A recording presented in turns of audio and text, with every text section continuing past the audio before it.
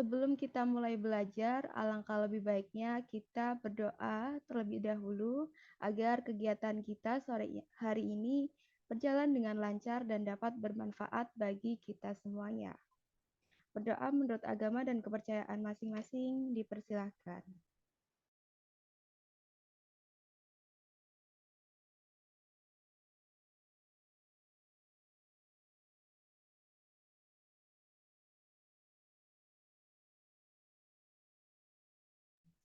Terima kasih, berdoa dapat dilanjut di lain waktu. Mungkin tanpa berlama-lama lagi, kita langsung aja masuk ke sesi belajar. Kepada Mahdiandra dipersilahkan. Cek, cek. Suara aku kedengeran nggak ya? Aman-aman. Oke. Halo Misi semuanya, selamat sore. Jadi untuk sore ini aku bakal jelasin sedikit tentang ujian besok yaitu multivariat. Sebelumnya izin share screen dulu.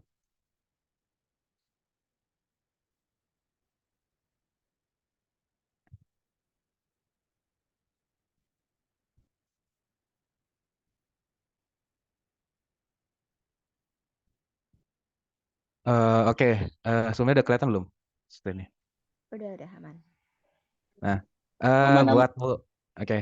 buat mulvar ini kebetulan materinya itu ada banyak. Jadi kayak setiap minggu tuh ada satu atau dua PPT. Jadi ya untuk materi lumayan banyak. Jadi aku buat teorinya mungkin nanti bakal coba agak speedrun dikit soalnya mungkin kalau teori bisa ditulis di cheat sheet aja ya teman-teman. Masuk ke materi pertama yaitu pendahuluan multivariat. Nah, sebelumnya itu tuh menjelaskan tentang apa itu variat, apa itu univariat, bivariat, dan multivariat. Nah, variat itu adalah kombinasi linear dari variabel-variabel yang memiliki bobot empiris yang telah ditentukan, atau disebut juga sebagai variabel random, di mana xn adalah variabel yang diamati dan wn adalah bobot yang ditentukan dengan teknik multivariat. Nah, untuk yang univariat, bivariat, dan multivariatnya yaitu kalau univariat merupakan analisis yang berfokus pada satu variabel saja. Kalau bivariat ada dua, dan multivariat itu bisa dua atau lebih. Nah, di sini ada penjelasan tentang bedanya multivariabel dan multivariat. Kalau dilihat dari PPT, kalau misalnya multivariabel, yaitu adalah suatu metode statistika yang digunakan untuk menganalisis data yang melibatkan lebih dari satu variabel bebas dan tidak perlu mengetahui keterkaitan atau korelasi antar variabel. Sementara kalau multivariat, diduga antar variabel tersebut saling berhubungan satu sama lain. Jadi kalau misalnya di multivariabel itu tidak perlu mengetahui keterkaitannya, kalau di multivariat itu harus berhubungan satu sama lain. Beda di situ ya teman-teman. Next, yaitu adalah contoh kalau misalnya dia tuh multivariabel. Kalau misalnya multivariabel itu memiliki satu variabel dependen dan lebih dari satu variabel independen. Sedangkan multivariabel itu ada memiliki lebih dari satu variabel dependen dan lebih dari satu variabel independen. Nah, tujuan analisisnya bisa dilihat seperti berikut, yaitu data reduction atau structural simplification, sorting dan grouping, investigation dari dependence among variables, prediction dan hypothesis testing. Untuk skala jenis dan skala data itu ada metrik dan non metrik. Kalau misalnya metrik ada interval dan rasio. Contohnya kayak nilai ujian, tingkat IQ, berat badan, dan lain-lain. Dan kalau non metrik itu ada nominal dan ordinal, seperti jenis kelamin, tingkat pendidikan, dan lain-lain. Nah, untuk struktur datanya, kalau misalnya di multivariat itu berbentuk matriks. Jadi setiap variabel X atau variabel Y-nya itu adalah matriks. Kalau misalnya dilihat di sini, eh, variabel yang univariat itu kan biasanya itu Y sama dengan B0. Kalau misalnya diregresi ya, itu kan Y sama dengan beta 0 tambah beta 1X1 tambah beta 1X2 dan seterusnya. Nah, kalau di multivariat itu Y-nya itu ada dua. Jadi jumlah X-nya juga mengikuti jumlah Y-nya. Jadi bentuknya matriks kayak gini ya teman-teman. Jadi variabel Y-nya berbentuk matriks yaitu Y1 dan Y2. Nanti ada beta 0, beta 1, X1 dan X12, X11 dan X12. Jadi X-nya juga berbentuk matriks dan begitu juga untuk selanjutnya. Nah, untuk klasifikasi analisis multivariat itu ada dua teknik, yaitu teknik dependensi dan teknik interpedensi. Teknik dependensi adalah suatu metode analisis multivariat di mana variabel dependen atau variabel terikat dapat diprediksi atau dijelaskan. Sementara kalau interpendensi tidak adalah sebuah suatu metode analisis multivariat yang secara serentak tidak membedakan antara variabel dependen atau variabel terikat dan variabel independen atau variabel bebas.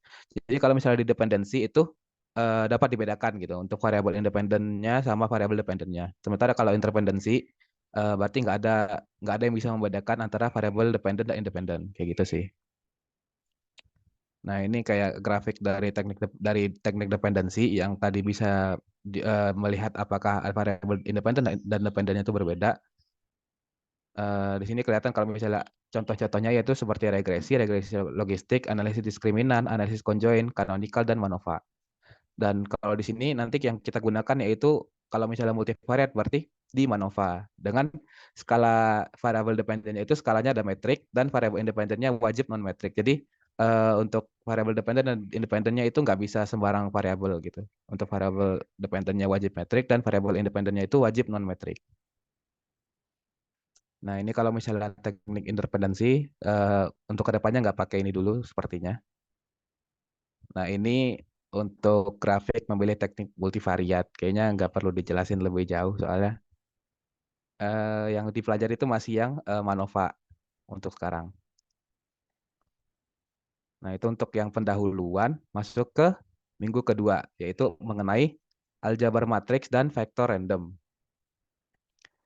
Untuk pengantarnya itu apa itu matriks dan apa itu vektor sepertinya kita udah tahu semua ya. Kalau misalnya matriks itu adalah selarik angka atau variabel berbentuk persegi panjang atau persegi yang disusun dalam baris dan kolom. Jadi kayak memiliki nilai X-nya itu lebih kayak memiliki dia tuh dalam satu kotak itu ada banyak angka gitu. Nah, sedangkan vektor sendiri merupakan matriks yang memiliki satu kolom atau satu baris. Kalau misalnya kita lihat dari yang contoh di kanan itu kan ada yang A itu ada matriks 2 kali 2 namanya dan yang di B itu adalah matriks satu matriks 1 kali 3 itu ya atau bisa kita sebut juga dengan vektor satu baris. Dan yang di C itu adalah matriks 3 kali 1 atau bisa kita sebut juga dengan vektor kolom satu kolom. Nah, untuk representasi vektor secara geometrik ini harusnya nggak dijelasin di itu, tapi untuk pengetahuan aja. Jadi kayak kalau vektor itu berada dalam skala tergantung dari dimensinya. Kalau misalnya dimensinya itu 3, berarti dia 3 dimensi. Kalau misalnya dia itu 2, berarti 2 dimensi. Atau misalnya lebih juga lebih mengikuti jumlah dimensi dari suatu vektor tersebut. Nah, di sini jelaskan juga kalau misalnya sebuah vektor dapat meluas dan mengkerut dengan mengkalikannya dengan sebuah konstanta. Jadi kalau misalnya kita kaliin dengan konstanta itu, nilai konstantanya bisa langsung masuk ke semua nilai dalam vektor tersebut. Dan begitu juga untuk penjumlahan itu kita nggak perlu pakai yang aneh-aneh, jadi tinggal ditambahin aja per vektor yang sama itu dijumlahkan gitu. Nah, selanjutnya yaitu panjang vektor atau di sini disebut sebagai Lx. Nah, rumus dari panjang vektor itu adalah nilai dari vektor ke 1 kuadrat ditambah nilai akar dari nilai vektor 1 kuadrat tambah nilai vektor 2 kuadrat dan seterusnya. Atau disebut juga dengan akar X aksen X. Nah, itu diambil dari mana? Yaitu diambil dari rumus trigonometri. Jadi intinya kan kalau misalnya kita balik ke sebelumnya, itu kan kalau misalnya ada nilai X1 dan X2 di sini. Nah, misalnya kita pengen titik vektornya itu di nilai X. Nah, berapa sih dari panjang 0, 0, 0 ini ke nilai X itu kan kita bisa menggunakan trigonometri ya. Jadi kan garis miring sama dengan akar dari yang lurus ke bawah dan akar dari yang horizontal dan vertikalnya. Jadi kira-kira kayak gitu sih untuk teorinya aja. Terus kenapa ini bisa dimasukkan X aksen X? Itu karena kan kita tadi bilang kalau misalnya dia itu matriks. Nah, kalau misalnya matriks itu kan dikuadratin kalau misalnya kayak kita lihat di sini ya. Itu kan ada matriks A, B, C yang bentuknya itu transpos dari matriks yang sebenarnya kalau misalnya di sini kan X1, X2 sampai Xn. Nah, sini aku sebutin jadi kayak A, B, C.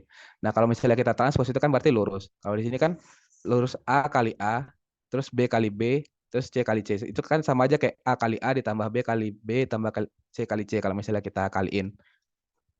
Nah, itu sama aja balik lagi ke sini itu X aksen X gitu. Jadi kuadratnya itu kan dimasukkan dari sini. Jadi akar dari matriks X aksen X. Jadi kayak gitu sih. Untuk mengapa dia tuh bisa dituliskan juga sebagai X aksen X. Nah, kalau misalnya dikalikan dengan skalar, itu bisa aja kita masukkan langsung skalarnya juga dikuadratin ke dalam X-nya, atau kita bisa keluarin tapi dipositifkan lah istilahnya. Jadi aku lupa namanya ini apa. Jadi ya kayak gitu. Nah, untuk sudut sendiri itu kita bisa juga menggunakan trigonometri di sini. Nah, kalau misalnya kita lihat di sini kan ada cos theta 1. Cos theta 1 tuh yang bagian garis ini, garis X1 ke X2. Nah, itu kan kalau misalnya kita cos berarti samping miring. Jadi yang X1 dikali di per sama yang nilai miringnya itu panjang vektornya tadi. Terus kalau sin berarti depan miring. Jadi sinnya adalah X2 yang vertikalnya terus di per sama yang miringnya. Nah, kalau misalnya kita ingin selisih antar sudut, jadi ada punya dua sudut yaitu memakai rumus misalnya cos theta 2 min theta 1. Nah, itu kita bisa pakai yang rumus trigonometri yaitu cos A min B sama dengan cos A kali cos B ditambah sin A kali sin B. Jadi dicari semua cos dan sin satu per satu sudutnya, terus di dikaliin juga untuk mendapatkan rumus yang cos theta 2 min theta satunya. Nah, dari yang rumus tersebut itu bisa kita dapatkan sudut vektor dari komponen itu adalah x aksen Y per LX LY, atau bisa LXLY bisa kita masukin lagi kayak yang tadi, berarti X aksen Y per akar dari X aksen X dikali Y aksen Y. eh Ya kira-kira kayak gitu sih buat yang pencarian sudut. Tapi sepertinya tuh nggak ada di soal. Tapi yang nggak tahu ya kalau misalnya ada keluar di objektifnya juga nanti. Jadi kalau bisa nanti ditulis aja buat rumusnya ini. Oke, next. Next itu adalah bentuk-bentuk matriks. Nah, ini kayaknya udah paham semua maksudnya transpose apa, simetri apa, diagonal, identitas, segitiga atas, matriks vektor 1, vektor 0, ortogonal, singular, dan ya semacamnya itulah. Terus ada juga penjumlahan, operasi matriks ada penjumlahan, pengurangan, perkalian, ya harusnya udah tahu juga perkalian matriks kayak gimana. Terus ada karakteristik karakteristik matriks. Ada rank, trace, determinan, transpose, inverse, eigenvalues, dan eigenvektor. Nah, di sini yang agak susahnya itu adalah eigenvalues dan eigenvektor.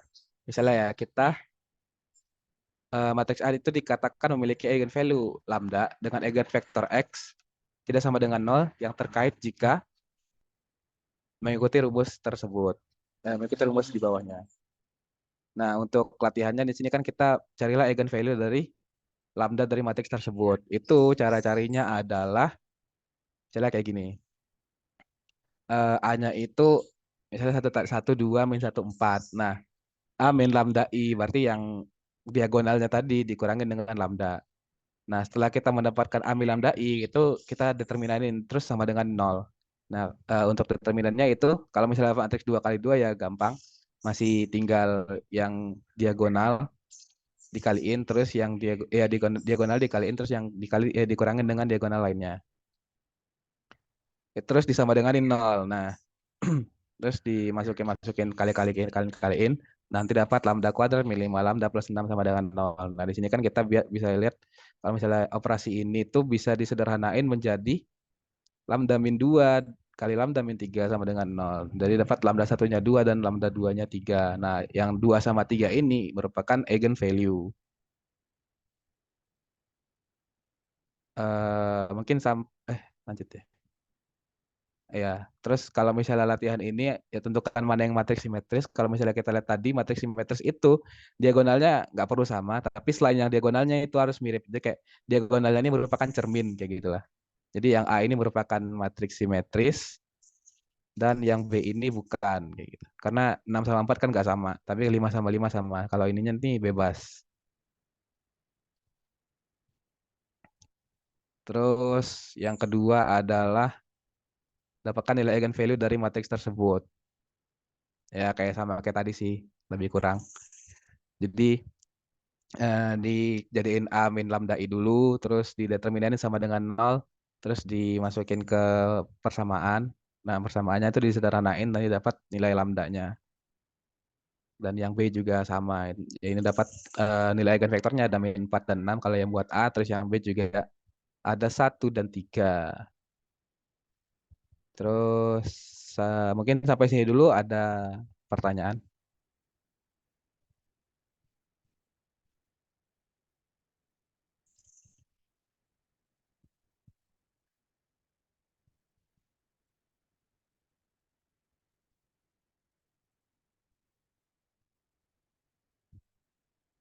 Oke, karena mungkin udah paham semua, jadi kita masuk ke yang materi selanjutnya yaitu tetap sama aljabar matrik dan vektor random, tapi ini yang bentuk quadratic form. Nah,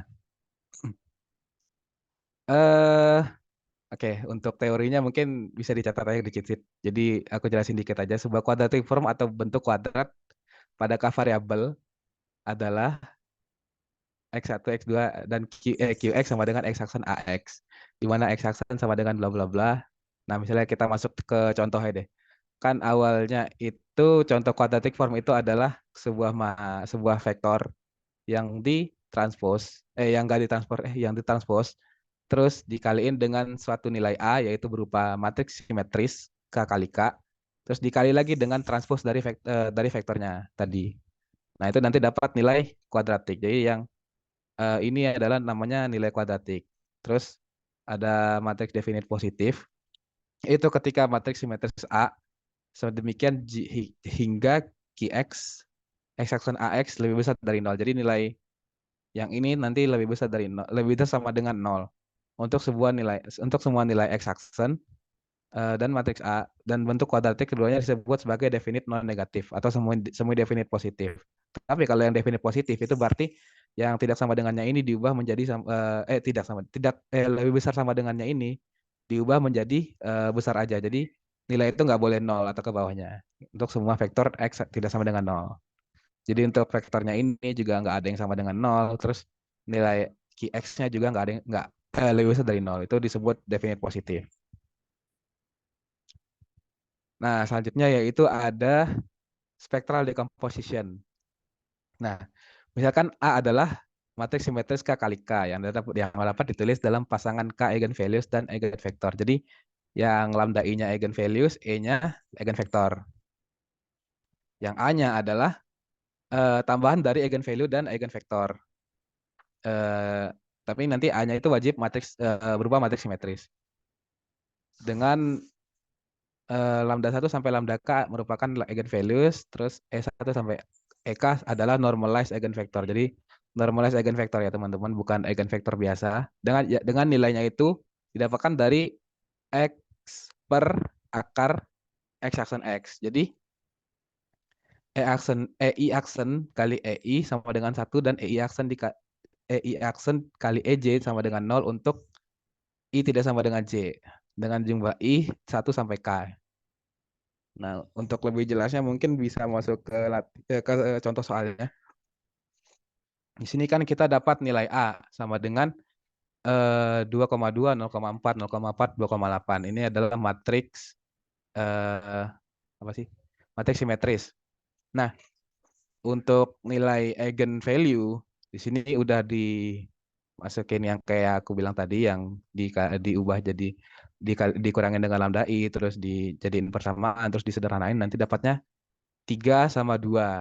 Nah, untuk mencari E aksen 1 dan E aksen 2-nya itu kita perlu masukin ke rumus X per yang X ini per X aksen X. Nah, untuk contohnya tuh kayak gini. Nah, misalkan di sini kita punya A. A-nya itu ada 2,2, 0,4, 0,4, 2,8. Terus kita tahu kalau misalnya eigenvalue itu ada 3 sama 2.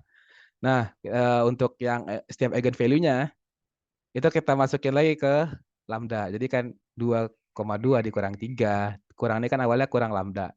Terus juga 0,4 tetap sama. Terus 2,8 minus 3 juga. Nanti dapatnya nilai yang untuk eigenvalue 3 itu adalah matriks yang kayak gini. Nah, untuk harusnya kan ini dikali X1, X2 sama dengan 0. Kayak kayak yang bagian ini sih. Kayak yang bagian ini. Harusnya kan dikali sama dengan 0. Nah, untuk menyederhanakannya itu kita salah satu caranya yaitu bisa memakai OBE. Atau bisa juga sebenarnya kayak langsung dikali aja X1, X2, X1, X2 gitu. Langsung bisa bisa dikali sebenarnya. Tapi kalau untuk menyederhanakan jadi kayak untuk mempermudah aja, itu bisa kalau misalnya angkanya masih enak juga, itu masih bisa pakai OBE gitu. Nah, misalnya ini aku udah selesaiin OBE, itu dapat nilai yang kayak gini. Nah, di sini kan kita berarti X1 ditambah 0,5 X2 sama dengan 0. Terus juga 0 X1 ditambah 0, minus 0,4 X2 sama dengan ya minus 0,4 X2 sama dengan 0. Nah, eh nah ini kan yang X2 ini kan sama dengan 0. Berarti 0, X2-nya juga sama dengan 0. Jadi kayak kita nggak pakai yang bagian bawahnya, tapi kita pakai yang persamaan yang atasnya ini. X1 tambah 0,5 X2 sama dengan 0. Jadi X1 sama dengan 0, minus 0,5 dikali X2. Terus kalau misalnya kita buat untuk eh, eigenvektornya itu misalkan ini kan ada eigenvektor X1 dan X2. Nah, X1-nya bisa kita masukin nilai yang ini tadi, yang minus 0,5 X2. Ya, jadi hasilnya adalah harusnya minus 0,5 dan 1 gitu. Terus untuk yang lambda sama dengan 2 juga sama. Itu kita lakukan OBE juga dan di sini dapatnya itu X1 tambah 2X2 sama dengan 0. Terus ada X1 sama dengan minus 2X2. Nah, kalau misalnya kita masukin ke yang X1-nya kita transformasi kita ubah menjadi yang minus 2-nya terus minus 2X2 sama X2 terus X2 bisa dikeluarin. Jadi nilai eigenvektor yang kedua itu ada minus 2 1 ini. Terus nilai yang pertama tuh yang ada ini.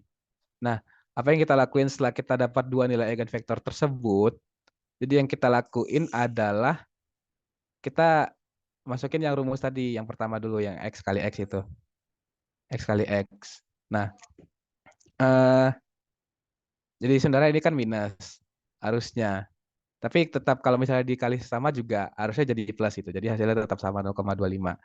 Nah, 0,25 tambah 1 jadi 1,25. Jadi hasil X aksen X-nya 1,25.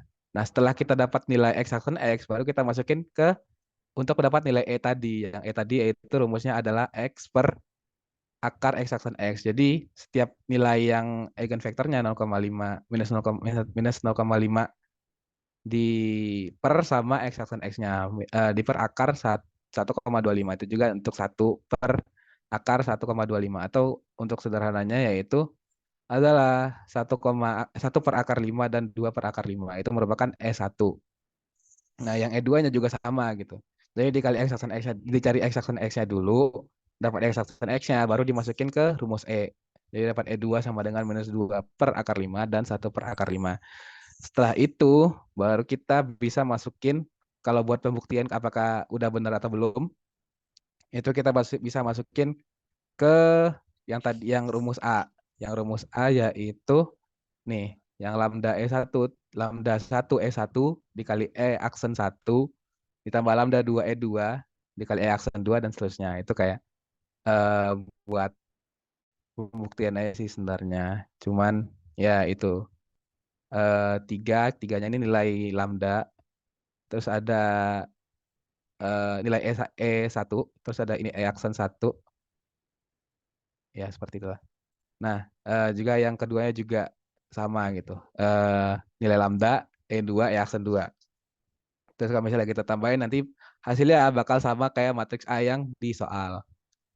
Harusnya kayak gitu. Itu untuk yang spectral decomposition. Untuk yang bagian ini tuh masih ada yang perlu ditanyain mungkin?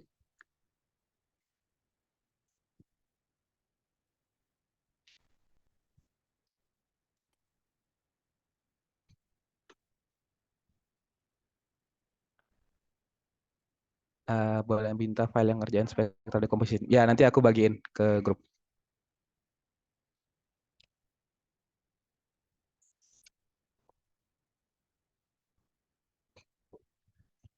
Oke. Oke, mungkin untuk mempersingkat waktu juga aku lanjut ke yang selanjutnya ya. Ini ada singular value decomposition.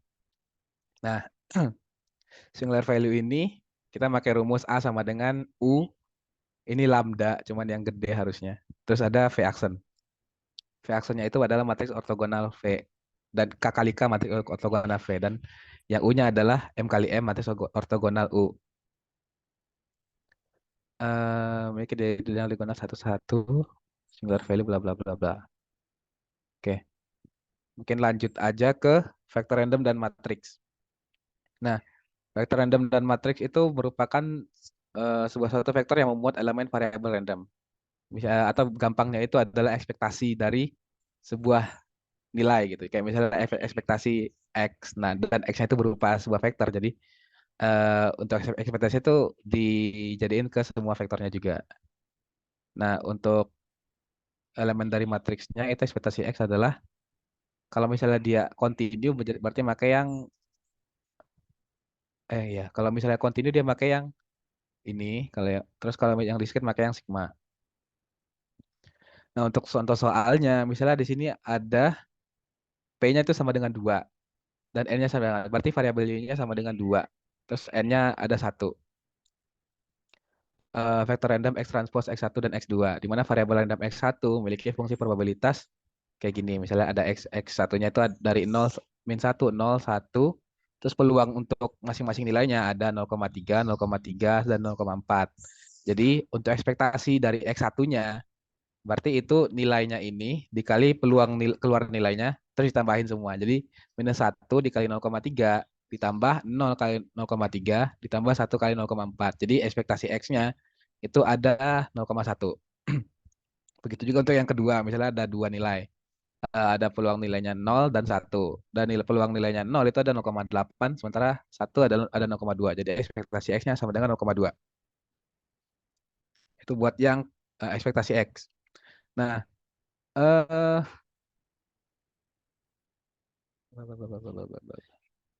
gunanya ekspektasi X tadi itu kita buat ngitung ya ini main vektor dan matriks kovariannya ini. Main vektor itu bisa disebut juga kayak ekspektasi X-nya lah istilahnya. Jadi kayak mu ini adalah main dari suatu vektornya. Terus yang nanti digunain ke matriks kovarian. Nah, buat rumus mencari matriks kovariannya yaitu ada kayak yang bagian ini. Jadi simpelnya, wait. Nah, langsung ke contoh soalnya biar kelihatan. Misalnya kan tadi ada tiga nilai yaitu yang X1-nya ada dari minus 1 sampai 1, terus yang X2-nya ada 0 sampai 1.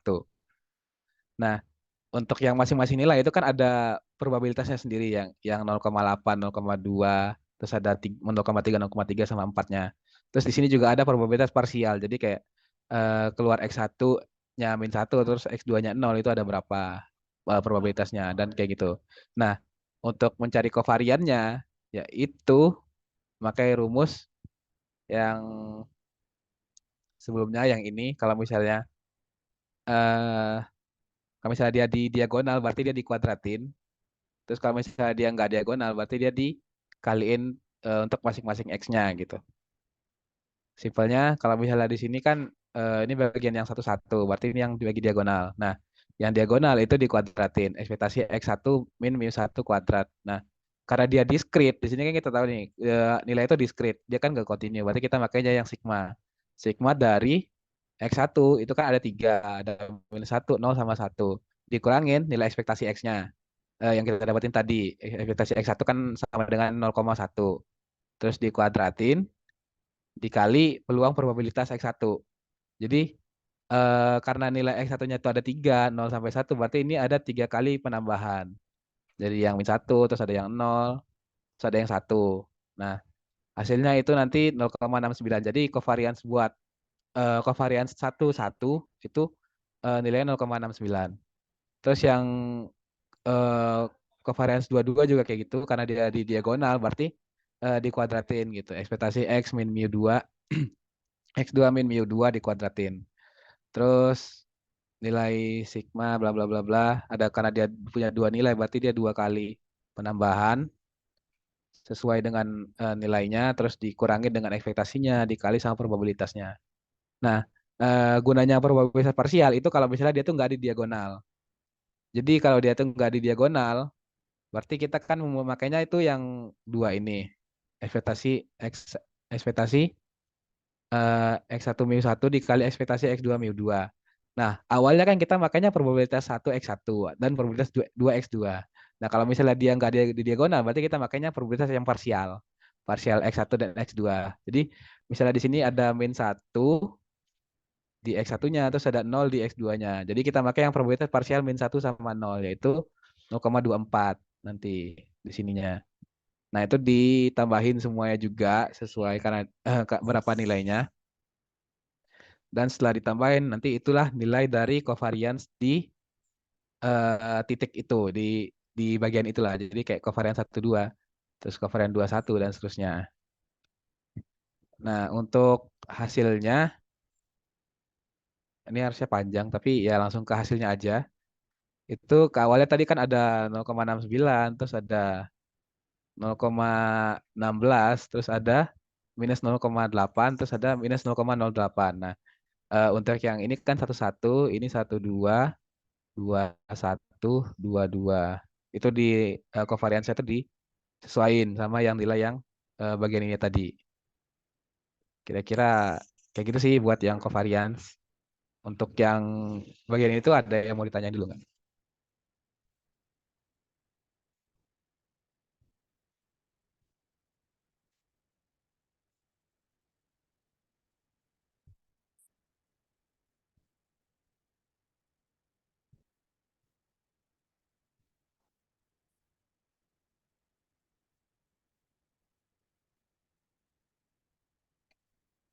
Oke, mungkin kalau misalnya masih belum ada pertanyaan, Mas lanjut ke matriks korelasi.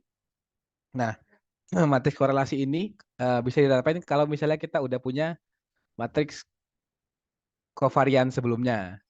Jadi nilainya itu bukan nilai matriks yang awal tapi nilai covariance. Kelihatan di sini. Atau kita punya matriks standar deviasi. Standar deviasi yaitu matriks diagonal yang seluruh nilai selain yang diagonalnya itu adalah nol gitu. Nanti kalau misalnya kalau di soal itu jelasin kalau ini merupakan matriks standar deviasi. Nah, rumus mencari nilai matriks korelasi yaitu ada dua. Kalau misalnya kita pakai yang covariance, berarti kita pakai rumus yang ini, yang matriks korelasi XY sama dengan covariance X dan Y pada angka tersebut per varians X dan varian X, akar dari varian X kali varians Y. Atau kita bisa pakai kalau misalnya kita ada matriks standar deviasi, kita makainya yang ini. Pakai yang matriks standar deviasi di inverse. Ya, di inverse. Harusnya nggak di inverse. Di inverse, ya di inverse. Terus dikalikan matriks, ya matriks kovarian juga sebenarnya harusnya. Matriks kovarian dikali matriks standar deviasi yang di inverse lagi. Nah, untuk contoh soalnya, ini dia pakai yang, oh, dia nyari standar deviasinya. Jadi, di sini buat nyari standar deviasi itu pakai yang rumus sebelumnya, pakai yang rumus ini, pakai yang rumus ini, ya rumus yang itu, terus dibalikin. Kalau misalnya, kalau matriks berarti balikinnya tuh nggak jadi per, tapi jadinya inverse. Bedanya di situ sih, kalau misalnya yang biasa sama yang matriks itu bedanya kalau misalnya kita mau bagi, kalau soalnya matriks kan nggak bisa dibagi, jadi caranya yaitu di inverse gitu, dikalikan tapi di inverse sama inversenya. Nah, ini buat nyari matriks standar deviasinya, ini latihan soal. Terus ya sebenarnya susah susah gampang sih bagian yang ini, tapi kalau misalnya bingung mungkin dicatat aja kayak rumus-rumusnya yang penting, terus buat kalau misalnya di ujiannya nanti di akhir aja gitu. Saya lumayan lama, lumayan ngabisin waktu. Nah, yang terakhir ada jarak Euclidean dan jarak Mahalanobis itu buat nyari jarak antara dua titik. Jadi ya, kalau misalnya kita punya dua titik, itu kita cari jaraknya itu ada dua cara, yaitu menggunakan Euclidean atau menggunakan Mahalanobis. Mungkin kalau di sini kan nggak ada contoh soalnya juga. Jadi ya sebenarnya gampang sih. Tinggal ada nilai X1, Y1, misalnya X1-nya itu ada matriks X1, X2 sampai Xn. Terus ada yang nilai yang keduanya itu ada Y1, Y2 sampai Xn, tinggal masukin ke rumus ini, diakarin, dikuadratin sama kayak nyari nilai X, aksen X tadi sih, lebih kurang. Terus nanti ditambahin semua. Nah, itu nanti dapat jarak Euclidean. Tapi kalau misalnya jarak Mahalanobis itu harus pakai matriks covariance. Bedanya itu sih kalau misalnya cara nyari jarak antara dua titik. Mungkin yang sampai di sini ada mau ditanyakan dulu.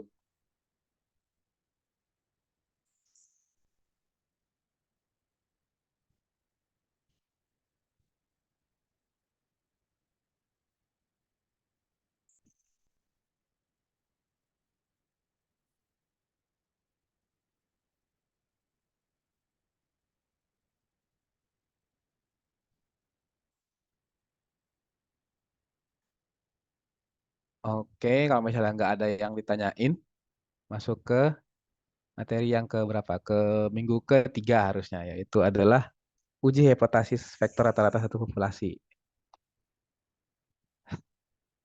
Nah, buat uji hipotesis vektor rata-rata, yaitu eh, kita itu hipotesisnya adalah apakah nilai mu dari titik sampel kita itu sama dengan mu populasinya atau tidak gitu. Jadi hipotesis hipotesis nolnya itu adalah sama.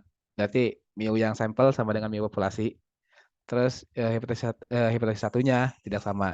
Dengan asumsi datanya itu harus yang pertama ada berdistribusi normal, terus ada variasi populasinya tidak diketahui, terus antar observasi independen.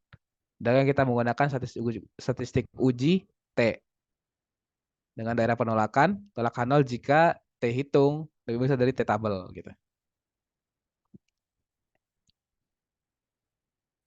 Nah, itu kan buat yang univariat. Tapi yang buat multivariatnya di sini kita makainya eh T kuadrat. Itu adalah pengembangan dari T, pengembangan dari T tapi dibuat buat untuk multivariat. Tapi hipotesisnya tetap sama, asumsi datanya juga sama. Bedanya di sini kayak berdistribusi normal P variat. Jadi sebelum melakukan pengujian hipotesis harusnya melakukan pengujian distribusi normal dulu.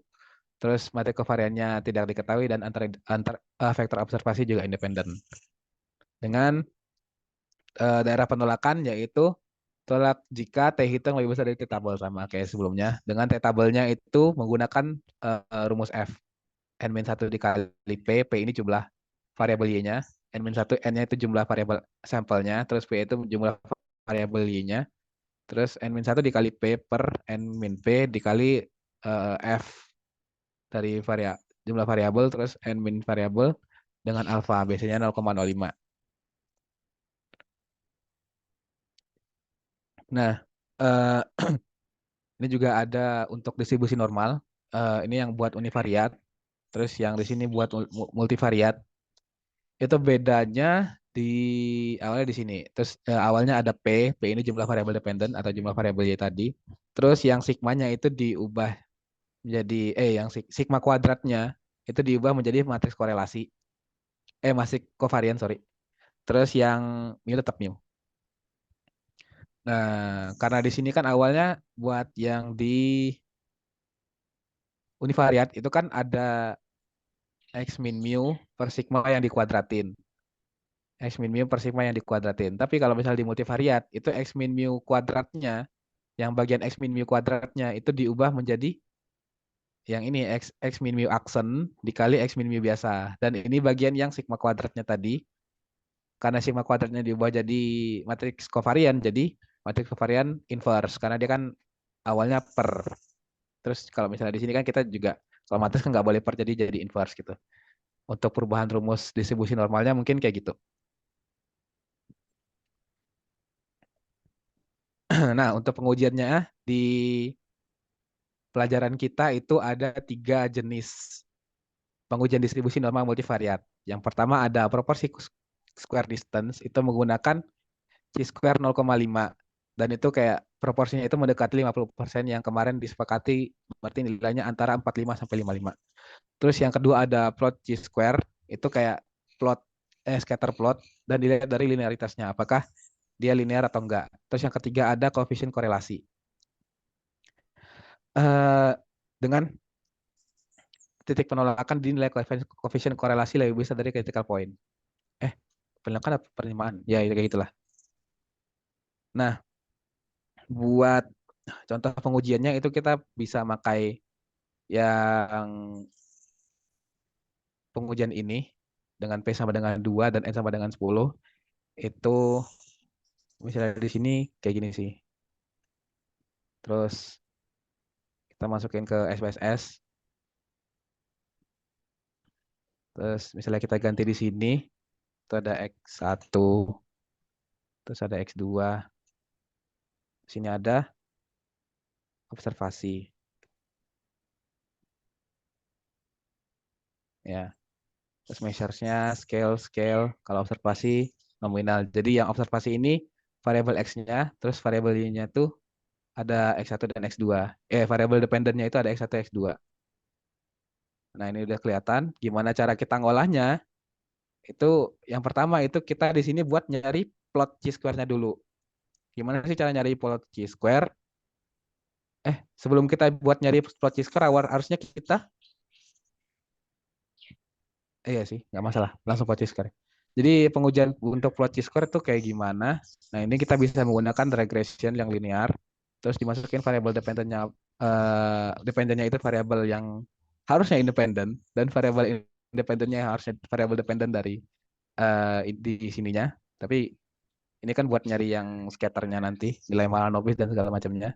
Nah, awalnya kita itu buat nyari nilai Mahalanobis. Yang pertama itu ke regression yang linear dulu.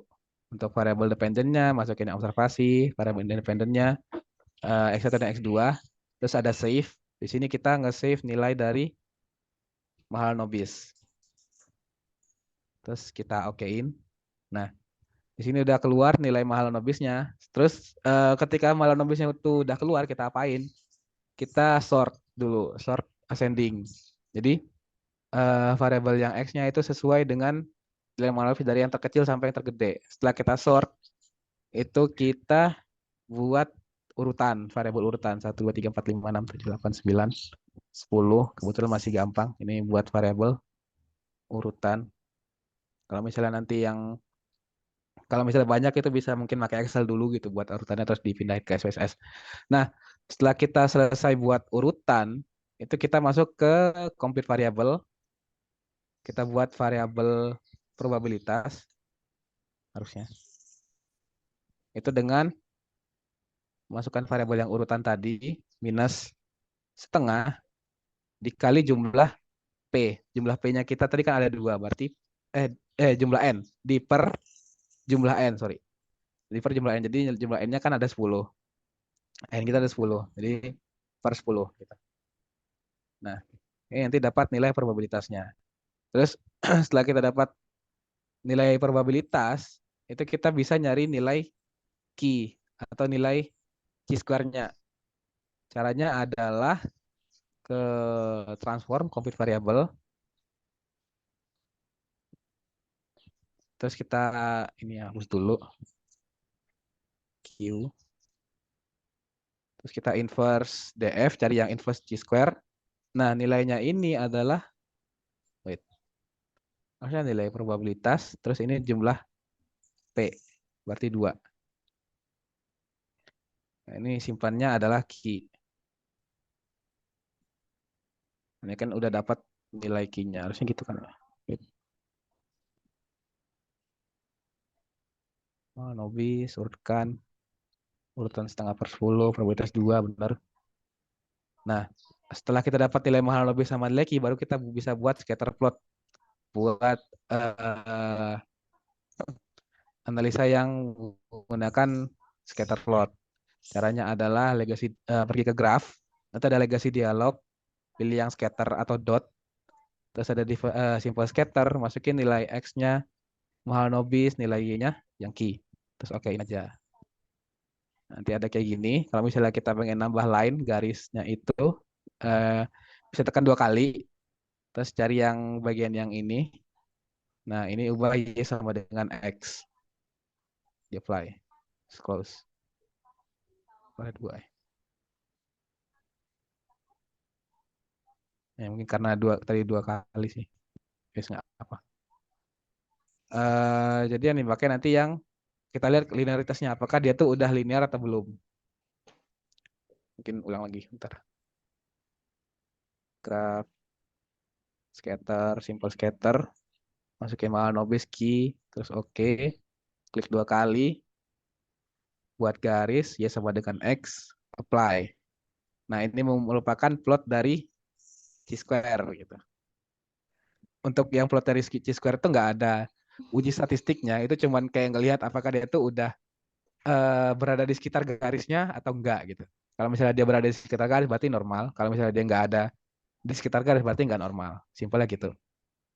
Nah, buat yang nyari plot ini ada yang ditanyakan dulu mungkin.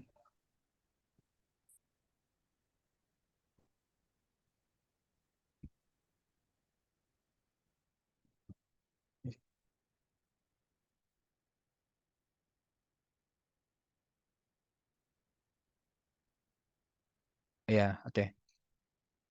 Oke. Kalau misalnya kita lihat dari kesimpulan di PPT-nya itu titik-titik cenderung menyebar di sekitar garis linear atau cukup lurus, mengingat ukuran sampel yang kecil. Sulit untuk menolak normalitas bivariat berdasarkan bukti grafik ini sehingga data tersebut berdistribusi normal multivariat atau bivariat dari 2 variabel. Itu untuk kesimpulan di PPT-nya. Nah, selanjutnya ada pengujian dengan koefisien korelasi.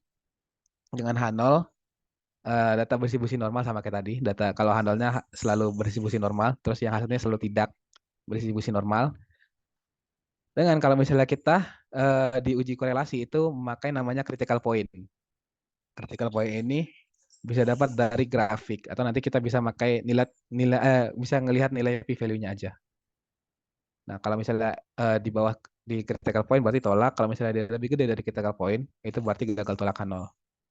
Nah, ini untuk plot correlation coefficient, jujur setelah aku cari-cari untuk plotnya ini nggak bisa dikeluarin di Excel atau mungkin ada yang bisa bantu gitu kalau misalnya plotnya. Tapi di sini aku nanti ngitungnya tuh berdasarkan nilai p-value-nya aja, signifikansinya.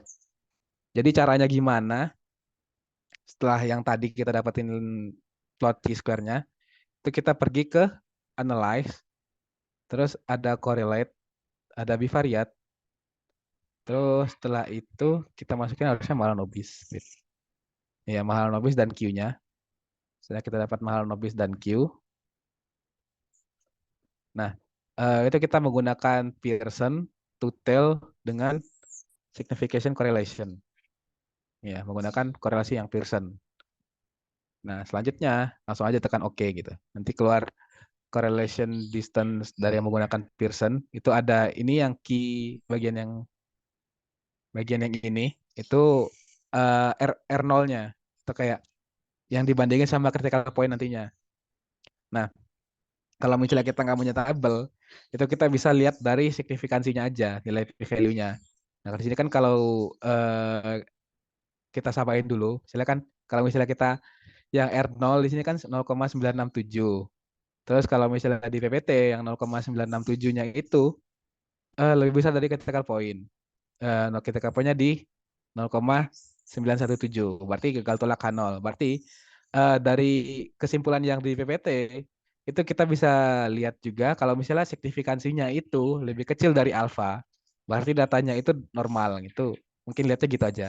Jadi kalau misalnya kita nggak punya tabel, tapi kita pengen mastiin nilai correlation coefficient korelasinya, itu kalau misalnya kita nggak ada tabel buat koefisien korelasinya, itu kita bisa lihat menggunakan p-value-nya.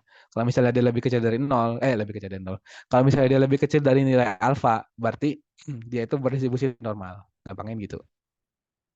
Mungkin sampai yang koefisien korelasi, ada yang mau ditanya dulu.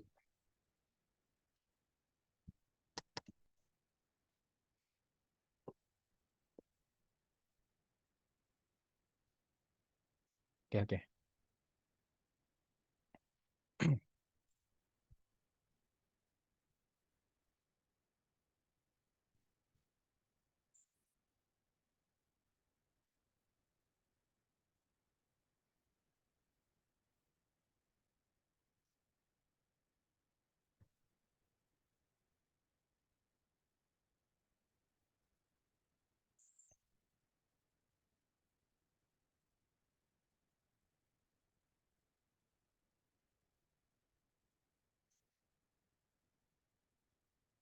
Nah, mungkin kalau misalnya udah dicatat, kalau misalnya kita bisa pakai nilai signifikansi aja, bisa aku lanjut ke proporsi square distance.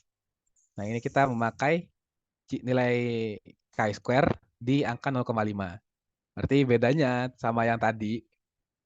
Tadi kan kita memakainya tuh yang chi-square terus ada nilai probabilitasnya. Probabilitas terus ada 2. Nah, ini kita untuk melihat proporsinya itu kita cuman ganti aja yang probabilitas tadi sama 0,5. Gampangnya kalau di SPSS balik ke transform complete variable, probabilitasnya itu kita ganti jadi 0,5. Terus ini buat namanya chi-square gitu. Chi-square 50%. Nah, nanti dapat nilai chi-square 50%. Caranya gimana kita menggunakan yang chi-square 50% ini? Cukup bandingin sama nilai Mahalanobisnya. Jadi kita nyari proporsi nilai berapa nilai yang ada di bawah nilai yang 1,39 ini. Kalau misalnya kita ngelihat dari Mahalanobisnya, itu kan sampai ke 4 yang 1,28 itu masih di bawah nilai 1,39 gitu.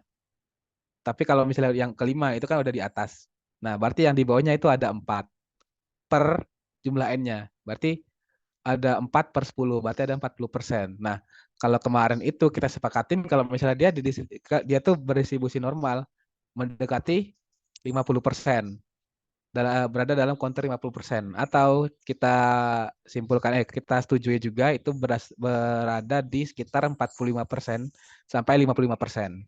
Jadi kalau misalnya dia kayak tadi itu cuma 40%, berarti kita bisa menolak H0 atau distribusinya itu nggak berdistribusi normal dalam multivariat. Mungkin kayak gitu buat yang proporsi chi-square. Ya, proporsi square distance, sorry. Proporsi yang square distance. Dari yang proporsi tadi ada yang mau ditanyain dulu. 50 bukannya 50 sampai 55. Nah, jadi gini. Soalnya kan di sini kan dalam counter 50%.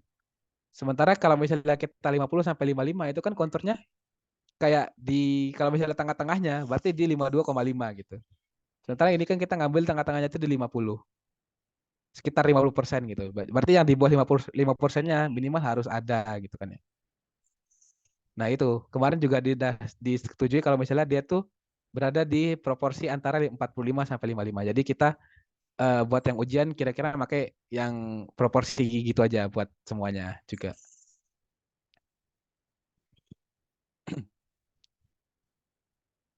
Oke, ada yang mau ditanya lagi?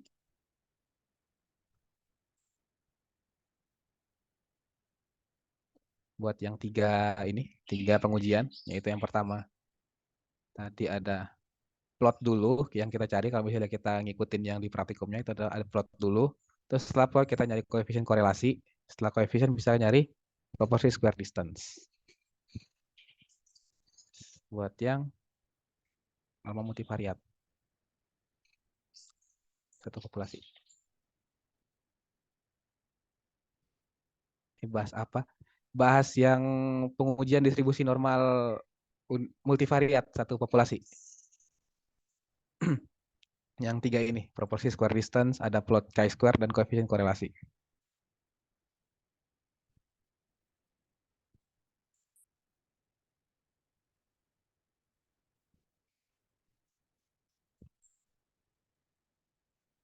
Oke, mungkin bisa aku lanjut ke yang selanjutnya, yaitu ada tetap sama uji hipotesis vektor rata-rata. Ya sama kan ya?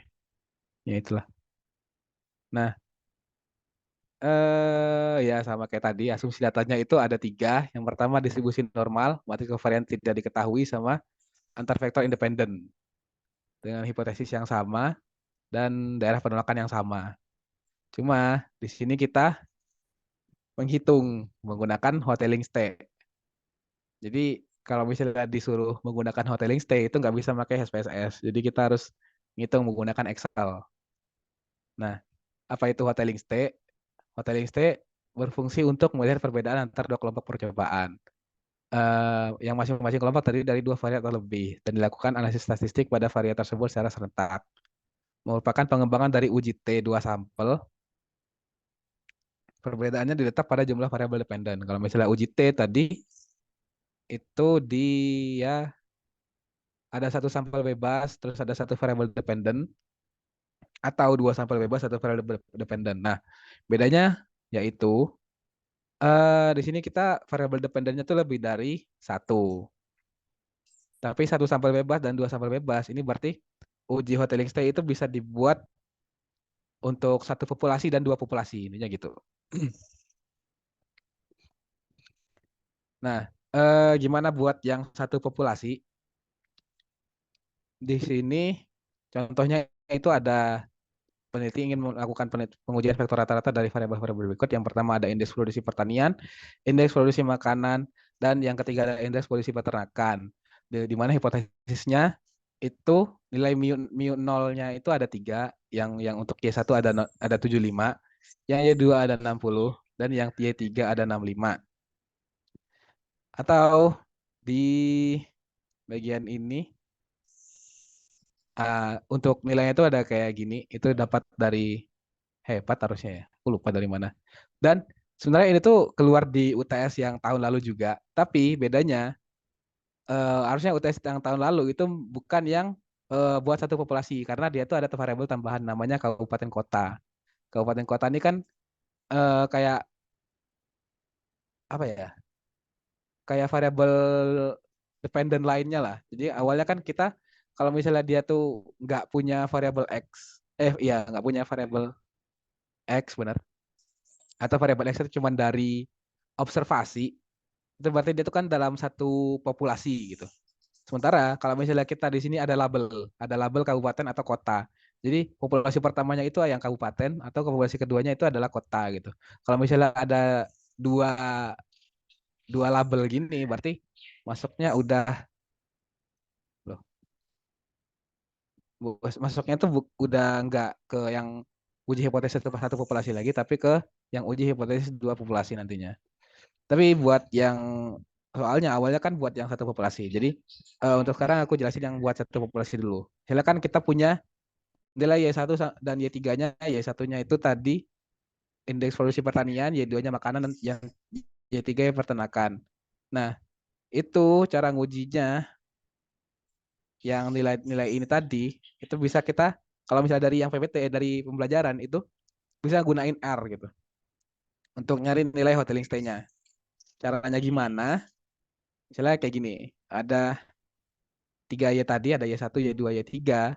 Terus yang selanjutnya kita buat data frame dulu dari ketiga Y-nya. Nah, selanjutnya kita nyari nilai rata-rata per Y. Kita menggunakan kode call-means X ini, call-means dari data frame-nya. Nah, ini, di sini kita dapat tiga nilai yaitu ada 56 buat Y1, 50 buat Y2, terus 53 buat yang Y3. Setelah kita dapat rata-rata, kita juga bisa nyari matriks covariance dari ketiga variabel. Itu bisa menggunakan kode COV ini, COV, sorry, COV. Nah, ini merupakan matriks covariance-nya, yaitu matriks apa tadi? Yang sama lah isinya, kayak ya yaitu. Terus setelah kita dapat matriks covariance, terus kita lakukan inverse. Inverse dari matriksnya itu menggunakan solve. Nah, ini merupakan hasil inverse-nya. Setelah kita dapat nilai yang matriks inverse tadi, kita masukin nilai mu nolnya. Mu nolnya 70, 60, dan 65 sesuai yang ada di soal 70 ya. 75, 60, 65. Sama. 75, 60, 65. Masukin ke yang nilai mu awalnya. Nah, setelahnya baru kita masukin baru kita cari nilai hoteling stay menggunakan rumus ini. Rumusnya mana ya? Nih, rumus T kuadrat ini. N dikali yang rata-rata dikurangi mu nol transpose dikali matriks yang di inverse, matriks covariance yang di inverse, terus dikali lagi sama X rata-rata min mu nol.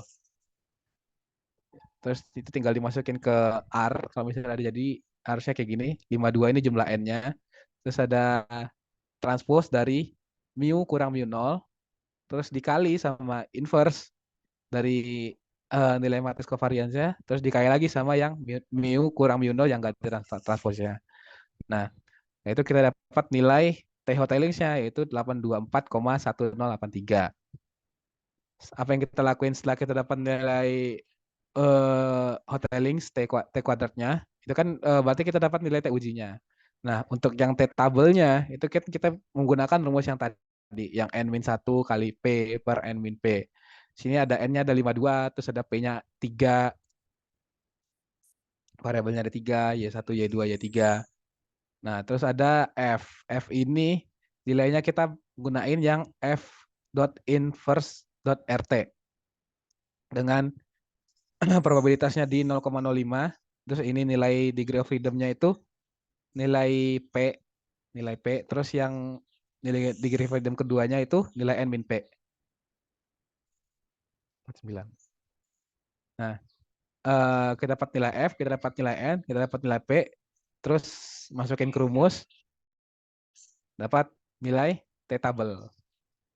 Nilai T tabelnya di angka 8,72. Nah, untuk daerah penolakannya itu kan kita tolak H0 jika T kuadrat lebih besar dari nilai T tabel. T tabelnya. Nah, di sini kan kita T hotelingnya 824,1083, sementara T tabelnya ada 8,72. Berarti kita tolak H0.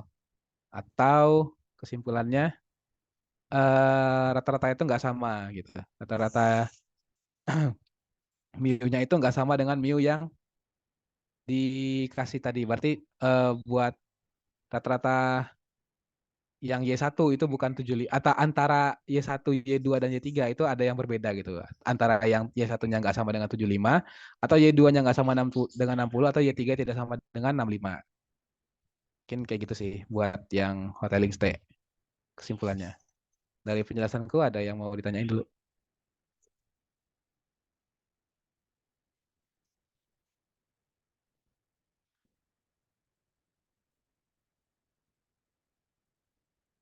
Excelnya, ya nanti Excelnya juga sekalian di-share kok.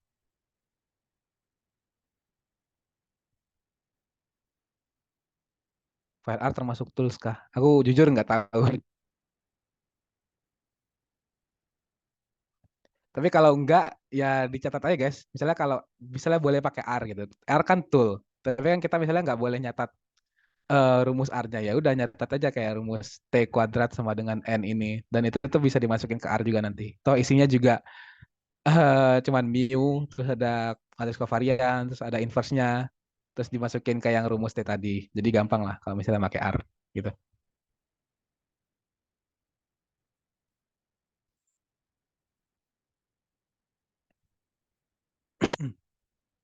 Sebenarnya kalau misalnya nggak bisa pakai R, berarti ya nyari sendiri, kayak ngitung manual kayak gini. Ini kan ngitung manual tuh. Ada 52 dikalikan ke dalam sini, terus hasil yang ini dikalikan ke dalam sini, terus hasil yang ini tadi dikalikan lagi ke sini. Jadi kayak berapa kali kali lah intinya. Tapi itu kalau nggak boleh pakai R ya. Kalau misalnya boleh pakai R ya gampang aja tinggal masukin matematiknya itu. Dapat di angka segini. Sama sih hasilnya.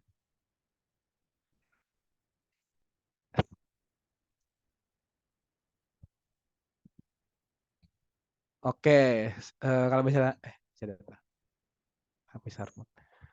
Oke, kalau misalnya udah nggak ada yang ditanya tentang cara dapatin hoteling state-nya. Nah, nilai hoteling stay kuadrat ini itu bisa digunain juga buat nyari confidence interval. Kalau misalnya soalnya disuruh buat confidence interval, itu juga kita bisa gunain nilai yang T kuadrat. Bukan nilainya sih, tapi ke matriks covariance-nya. Sorry. Mu-nya tadi. Iya, matriks covariance dan mu-nya. Nah, buat yang Y1 itu kan ada indeks produksi pertanian. Itu kan berarti mu yang pertama atau di sini tuh di R-nya itu ada nilai yang 56 ini, 56,71. Terus terus nilai F-nya tadi, nilai T tabel di akar nilai T tabel dikali sama nilai matriks covariance yang S11 per N. Matriks covariance-nya yang mana? Yang ini tadi, yang sebelum di inverse. Kan ada 905,17 yang cuman cov dari X-nya itu loh. Nah, ini kan ada 905, terus ada 1328, ada 1537. Nah, yang sisanya ini nggak perlu dipeduliin. Yang dipeduliin cuman yang 905, 1328, sama 1537. Itu dimasukin kalau yang 905 berarti yang X1. Kalau misalnya yang 1328 berarti masuk ke yang X2. Terus yang buat yang ketiga itu ada 1537. Ini bisa buat nyari confidence interval. Confidence interval itu apa? Berarti gini, gampangannya kita itu wait, kita itu percaya tergantung nilai alfa kita. Misalnya alfa kita 0,5, berarti kita percaya 95%. Kalau misalnya nilai mu 1 itu berada di rentang 44,39 sampai di rentang 69,03. Terus nilai mu 2-nya itu berada di nilai 35,71 terus sampai 65, dan mu 3-nya itu 37,56 sampai 69. Nah, gunanya apa? Itu sebenarnya gampangannya gini. Jadi kan kita tadi kan kita kan kita kan nolak H0. Berarti kan dia itu nggak ini. Berarti dia itu nggak sama gitu sama yang 75, 60, 65 ini, bukan bukan salah satunya itu bukan nggak sama dengan mu yang ada di aslinya. Sementara mu yang ada di aslinya itu berada di rentang ini. Nah, kita bisa cari tahu tuh yang mana yang nggak sama gitu, yang mana yang buat dia itu menolak H0. Kalau misalnya kita lihat di sini kan 44 sampai 69. Berarti yang Y satunya yang 75 tadi itu nggak sesuai dengan yang ada di rentang. Berarti mungkin yang Y satunya juga yang nggak, yang salah. Terus yang nilai Y2-nya itu di 60.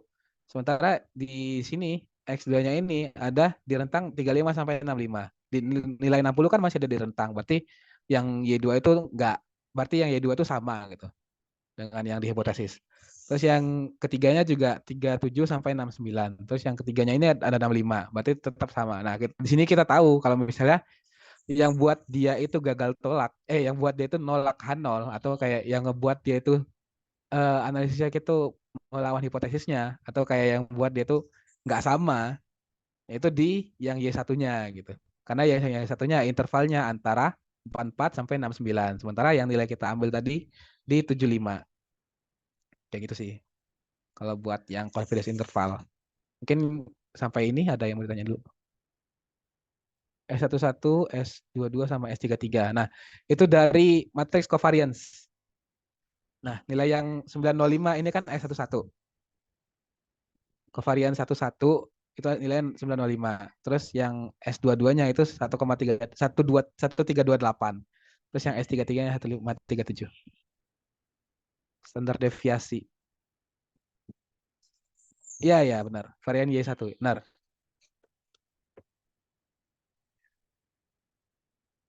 Kami, iya, iya, benar. Kayak gitu sih. Oke, ada yang mau ditanya lagi?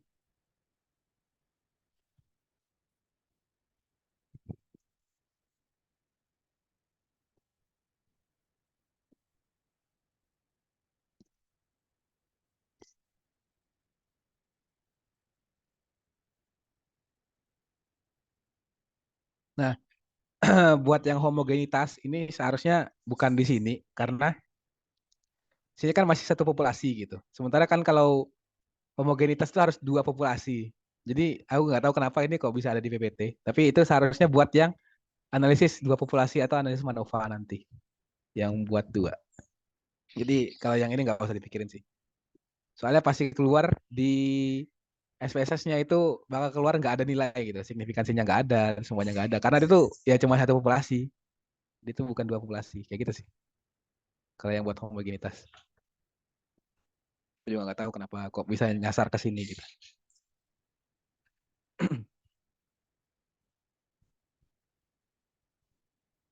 Oke, mungkin kalau misalnya nggak ada yang ada lagi.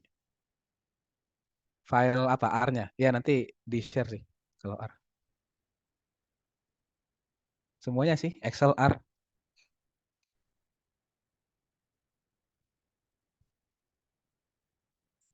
Nah, kalau misalnya nggak ada yang ditanyain lagi, aku bisa lanjut ke Uji hipotesis yang dua populasi. Tetap sama, tetap pakai Hotelling stay kuadrat juga. Bedanya di sini populasinya ada dua gitu. Ya benar, nanti ya jadiin zip aja, jadiin zip. Aman.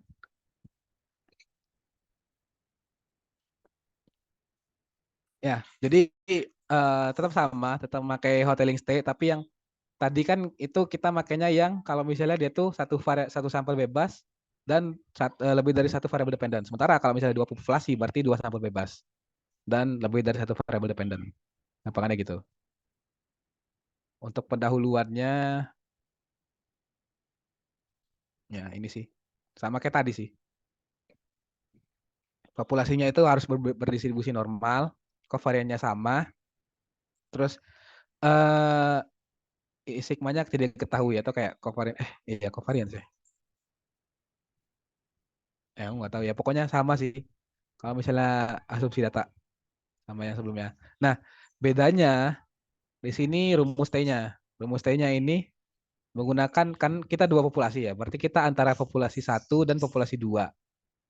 Itu apakah sama sama ini berarti sama dengan nol atau tidak sama dengan nol gitu. Berarti yang nilai ini itu pasti nol sih harusnya. Atau suatu nilai lah intinya. Jarak antara populasi satu bedanya meannya itu ada berapa dengan satu nilai. Tapi biasanya nol. Nah, apakah sama antara populasi satu dan populasi dua itu? Bedanya di sini rumusnya itu ada tambahan ini sama ada tambahan kayak yang ini. Ada satu per n satu plus satu per n dua kali S pool inverse. Dengan daerah penolakannya juga diubah gitu. Ada n1 tambah n2 per 2 kali P. Terus F-nya juga beda. Karena dia itu dua populasi. Nah, eh selang kepercayaannya ini confidence interval. Kalau misalnya mau nyari confidence interval juga bisa pakai rumus ini. Terus ini ada asumsi buat sampel besar dan sampel kecil. Ya, ya sama lah harusnya. Terus ada hipotesisnya, statistik uji darah penolakan sama kayak yang tadi. Ini ada S1, S2-nya itu merupakan kayak S-pool-nya lah intinya. Ini diulang lagi. Jika yang satu sama dengan N2 sama dengan nol, bla bla bla bla. Terus ini kalau misalnya sampel kecil, oh ini untuk sampel besar dan yang kedua ini sampel sampel kecil. Tapi nggak tahu sih bedanya sampel besar dan sampel kecil, kayaknya sama-sama aja harusnya. Mungkin beda di daerah penolakan sih. Kalau misalnya yang sampel besar pakai yang chi-square, kalau misalnya sampel kecil pakai yang F. Tapi kalau misalnya dari contoh soal harusnya sampelnya nggak besar-besar amat. Jadi misalnya kita pakai yang contoh soal ini, ada kelas SDA 1 sama kelas SDA 2. Berarti populasinya ada dua. Sini, kelas SDA 1 sama kelas SDA 2. Dan nilai variabelnya juga ada dua. Ada nilai UTS sama nilai UAS. Beda di situ sih. Kalau yang tadi kan kayak cuma SDA 1 doang gitu. Nah, yang ini ada dua variabel Y. Ada SDA 1 sama SDA 2. Nah, cara nyari nilai T-nya gimana? Cara nilai T-nya tuh seperti ini. Banyak sih sebenarnya. Jadi, misalnya kita punya soal yang tadi. Yang pertama kita lakuin yaitu adalah mencari rata-rata per semuanya. Jadi ini rata-rata yang UTS SDA 1 segini, UAS SDA 1 segini, UTS SDA 2 segini, dan UAS SDA 2 segini. Setelah kita selesai mencari rata-rata, selanjutnya yaitu transpose. Ini kan matriks nih. Nah ini matriksnya ini kita transpose gitu. Buat masukin rumus yang T yang di awal ini. X1 min X2 harus ditranspose gitu. Bukan, bukan. Buat nyari nilai S pool, sorry. Buat nyari nilai covariance-nya. Gampangannya. Nah, setelah kita udah transpose, itu kita nyari nilai matriks covariance. Caranya, ya, ya, ya gini. Jadi, yang S1, berarti sama S1. Sama S1 juga. SDA 1. Terus yang S2 juga sama S2, sorry. S2 sama yang SDA 2 gitu. Nah, cara nyarinya berarti yang satu-satu berarti UTS UTS gitu. Terus yang 12 berarti UTS dan UAS. Yang 21 berarti UAS dan UTS. Covariance ya. Jangan lupa covariance.s itu kan berarti covariance. Makanya itu yang sama dengan covariance.s karena sampel. Terus yang 22 berarti makanya yang UAS-UAS gitu. Ini dapat yang S1. Yang S2 juga sama. Jadi yang untuk SDA2 UTS UTS, UTS UAS, UAS UTS dan UAS UAS. Itu dicari covariance-nya masing-masing. Nanti jadinya matriks covariance. Setelah kita dapat nilai matriks covariance, itu kita bisa nyari nilai S-pool. Gimana nyari nilai S-pool? Yaitu hanya menambahkan bagi dua. Jadi nilai yang satu-satu yang di S1 dan satu-satu di S2 ditambahin bagi dua. Terus 1-2 S1, 1-2 S2 ditambahin bagi dua. Dan begitu selanjutnya gitu. Setelah kita dapatin S-pool, masuk ke rumus awalnya ini. X1 bar min X2 bar min sigma 0 di transpose. Transposnya ini maksudnya tuh kayak yang bagian yang lurus ini loh. Kayak dia tuh matriks 1 kali 2 atau 1 kali n gitu. 1 kali jumlahnya lah. Jumlah variabelnya, jumlah variabelnya. Harusnya 1 kali 2 sih, soalnya 2 populasi. 1 kali 2. Nah, ya ini. Cara nyarinya adalah yang nilai rata-rata tadi dikurangin aja nilai rata-rata yang UTS sama UTS. Terus dikurangin nilai sigma nolnya. Sigma nolnya tadi kan kalau misalnya dia itu cuman dalam tanda kutip cuman apakah ada perbedaan, berarti itu kan kalau misalnya ada perbedaan berarti nggak sama dengan nol gitu. Kalau misalnya ada perbedaan berarti ada suatu nilai gitu, suatu nilai perbedaan. Berarti sigma nolnya adalah nol. Dan gitu juga buat yang UAS, tinggal kurangin rata-ratanya. Nah, yang setelah kita dapetin nilai yang X bar yang di awal, yang bagian awalnya ini, terus kita nyari nilai yang tengahnya. Yang tengahnya itu pakai yang 1 per 1 per N1 tambah 1 per N2. Itu ya cuma nambah sih guys. Kayak 1 per N1 harusnya 20 gitu kan ya. Terus satu ditambah 1 per 20 lagi. Berarti 2 per 20 atau 0,1. Terus setelah kita dapat nilai ini, masukin ke S-pool. S-poolnya dikaliin sama 0,1 semua nilai S-poolnya. Setelah kita dapetin nilai S-poolnya dikali 0,1, itu kita inverse. Inverse-nya itu pakai M inverse. Nah, setelah kita inverse itu berarti kita selesai kan ya yang bagian duanya ini. Yang transpose udah, yang bagian dua udah, terus ya bagian tiganya itu yang gak ditranspose. Atau kalau misalnya kita ada yang di sininya berarti yang ininya yang bagian transposnya. Nah, ya pokoknya bagian yang vertikal lah. Ini harusnya yang bagian horizontal, terus ini vertikal. Tapi jangan sampai kebalik. Jadi pokoknya yang pertama ini harus yang horizontal. Terus yang ketiga ini wajib vertikal gitu. Mau bilangnya transpose atau enggak ya sama-sama aja sih. Tapi yang horizontal dan vertikalnya itu jangan sampai kebalik intinya. Nah, setelah kita dapatin ketiga nilai yang kuning-kuning ini, ada yang nilai yang transpose, terus ada nilai yang inverse-nya tadi, terus sama yang nilai yang enggak ditranspose-nya, baru kita dapatin nilai T-nya gimana. Yang pertama adalah kalikin yang ini dulu dikali yang inverse.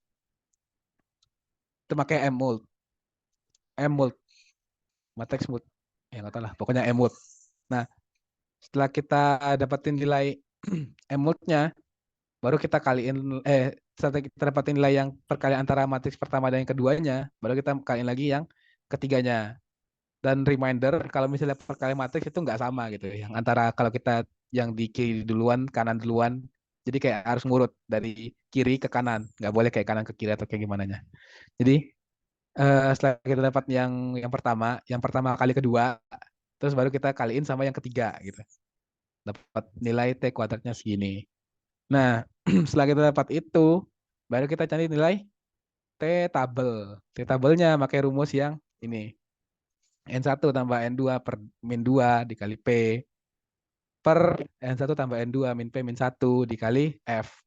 Ini nilai N1, N2 bla bla blanya itu dapat 0,2, ya itu.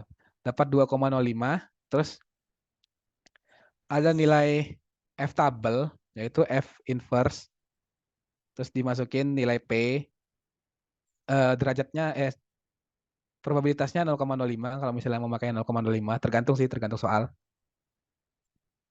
Terus P-nya 2 karena di dua populasi. Terus yang degree of freedom keduanya itu pakai yang N1 tambah N2 min P min 1. Yaitu 20 tambah 20 minus 2 minus 1. Harusnya jadi 17. Nah, dapat nilai F, berarti kita kaliin yang N1, N2 bla bla nya tambah dikali sama F tabelnya, dapat T tabel. Terus kita bandingin, kalau misalnya dia nilai T kuadratnya lebih dari T tabel, berarti dia tolak H0. Atau ada perbedaan antara nilai MEAN di kelas SDA1 dan SDA2. Simpelnya gitu. Ini buat yang contoh. Terus ada lagi sih kalau mau buat latihan gitu. Mungkin dari yang contoh ini ada yang mau ditanyain dulu.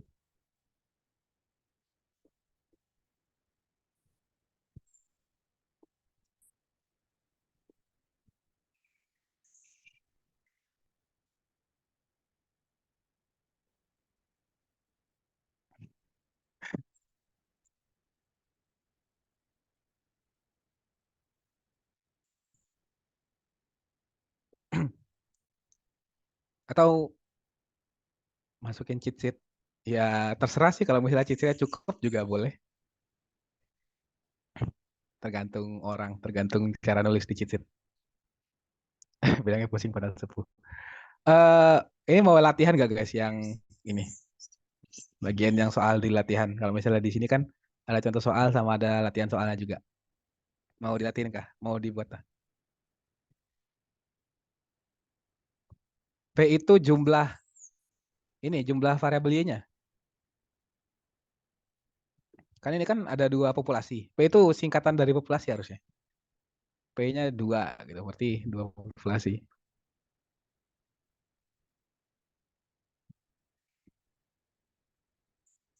Ini mau dikerjain tak guys? Atau skip dulu?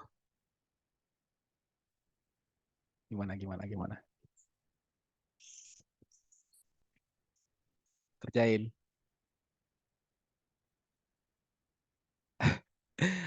Oke, minta datanya. Ya nanti Excelnya aku kasih sih. Habis ini. eh Oke, live ya ngerjain ya. Kalau misalnya mau ngerjain yang pertama kan kayak aku bilang tadi, pertama nyari rata-rata dulu. Rata, rata. Caranya adalah average dari ini. Terus dibuat ke 4 variabelnya. Setelah kita selesai rata-rata, itu kita nyari nilai matriks transpose. Transpose. Cara gampang nge-transpose itu tinggal copy, terus di sininya pastenya itu pakai yang spesial. Terus ada transpose di sini. Oke, selesai. Ini buat Y1, Y2, Y1, Y2.